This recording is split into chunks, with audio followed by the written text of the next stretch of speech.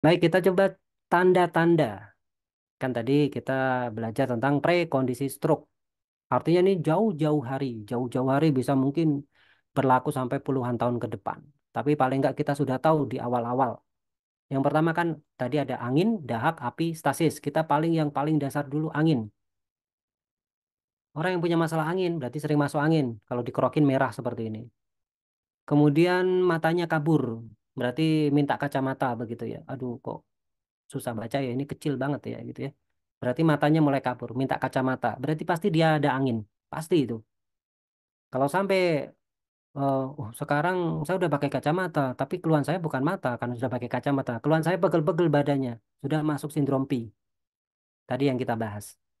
Kemudian sering pusing. Terutama pusing karena angin ini ya. Sering pusing. Termasuk nanti stres. Lihat ini ada guratan. Makanya nanti ada tanda guratan. Nah, masuk ke tanda kedua, yaitu sudah fase kedua, dahak. Pagi hari sering dahaknya banyak, berdehem. Ya. Jangan sampai keluar seputum seperti ini.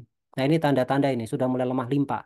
Angin sudah melemahkan limpa. Sehingga menyebabkan proses transformasi, ya transformasinya gagal. Merubah makanan menjadi bahan-bahan yang nanti akan diubah jadi darah gagal sehingga malah jadi sputum atau dahak. Kemudian mulai pegel-pegel, terutama sebelah kanan. Oh, apa bedanya sebelah kanan dengan sebelah kiri? Ya beda posisi, tapi beda makna. Ya kalau sebelah kanan ini masih berkaitan dengan dahak-dahak yang masih bisa berkeliaran. Bahasa bahasanya begitu. Tapi kalau sudah di kiri nanti ada tanda. Artinya beda. Kalau sudah di kiri agak beda. Kemudian betis pegel. Wah, ini betis pegel itu sudah mulai adanya unsur dahak gitu. Dahak berlebih, limpa lemah begitu. Atau kalau bangun tidur ini kotoran matanya mulai banyak ya. Dan biasanya terus efeknya jadi agak gatal, sering gatal di mata. Itu berarti kebanyakan unsur-unsur yang menghasilkan dahak atau melemahkan limpa, kemudian ketemulah dengan angin. Kalau sudah sampai dahak ini, pengobatannya tidak cukup dengan yang namanya kerokan atau pijetan, nggak bisa, nggak cukup. Kalau masih angin, kerokan selesai. Kerokan malam hari, besok pagi udah seger. Kalau yang ini nggak bisa, dahak nggak bisa. Dia harus ada pola makan dan juga olahraga untuk menguatkan apa? Limpa. Ya, limpa seperti mesin ya. Kemudian mesin itu harus dijalankan, dihangatkan gitu ya. Mesin itu harus dipanasi seperti motor, mobil dipanasi sebelum dipakai. Tahap selanjutnya kalau ini dibiarkan, maka dahak ini yang awalnya itu sebenarnya tidak panas. Dahak itu awalnya tidak panas. Karena hanya pegel. Kalau sudah gatal ada unsur panas ya, mulai ke panas. Jadi kalau mata sudah mulai gatal, itu berarti ada mulai dahak berubah jadi panas. Kalau sudah panas nih, kayak gini nih bentuknya. Nah, mata jadi merah. Yang tadi hanya kotoran mata, gatal, ya mulai gatal, jadi digaruk, jadi merah. Nah, anggaplah bahwa sklera itu seperti adonan tepung. Kalau kena panas nanti jadi kuning, mata jadi keruh bagian skleranya. Ini panas ini. Ini api. Yaitu dahak yang mulai panas. Nah, sampai kepanasan nih. Kan sering kita lihat itu di ya tetangga atau siapa gitu ya. Bapak-bapak cuma pakai singlet keluar pakai sarung. Malam-malam lagi panas itu. Kepanasan dia. Nah, ini panasnya panas di dalam nih. Sampai anginnya pun pengen keluar nggak bisa-bisa nih. Bulat seperti ini. Ini panas. Dan biasanya kakinya mulai selain pegel-pegel mulai ada rasa-rasa kayak kebas kesemutan. Nah, kemudian di tangan itu biasanya ada semacam bintik-bintik bulat-bulat warna putih. Itu tanda angin. Angin yang terjebak di dalam tubuh nanti biasanya efeknya jadi panas.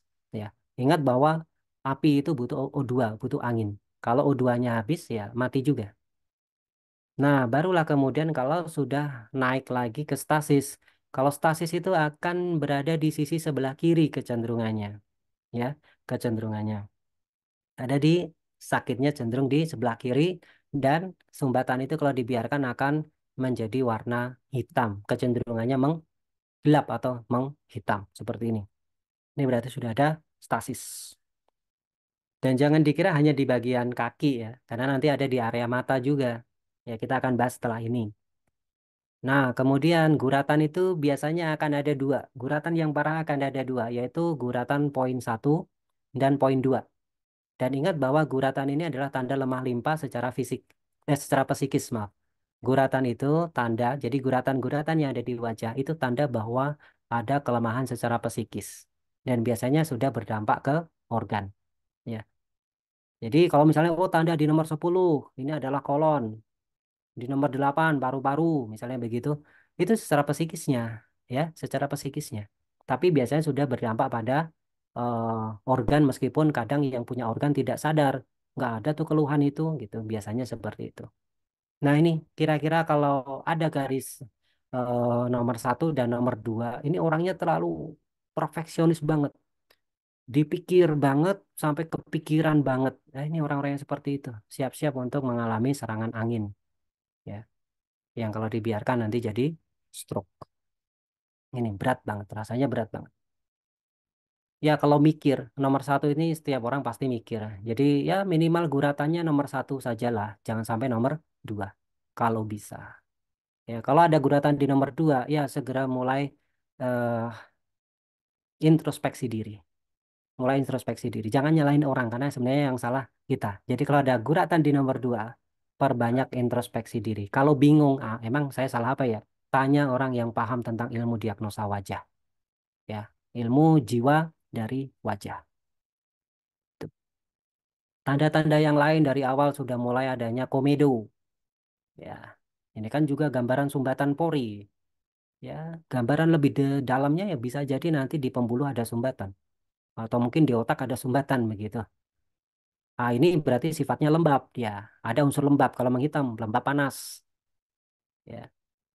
Nah, ujung hidung merah berarti ini angin panas, ada unsur panas, ya. Makanya kadang ujung hidung itu diidentikan dengan atau refleksikan dengan jantung. Ujung hidung itu jantung.